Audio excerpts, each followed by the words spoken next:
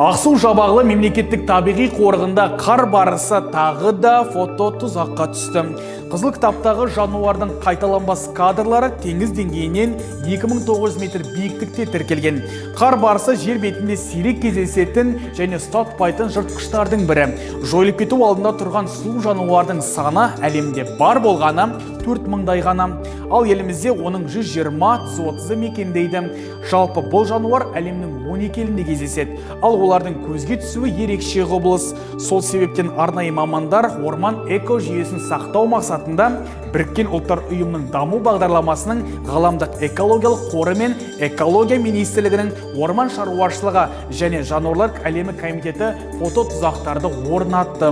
Жалпы барыс популяциясы мемлекетіміздің биоалуандылығы үшін зор құндылық болып саналады. Бұл ретте Қазақстан Республикасының экология, геология және табиғи ресурстар министрлігі сирек кездесетін жойылып бара жатқан жануарларды сақтау мақсатында бірқатар шаралар қабылдап жатыр.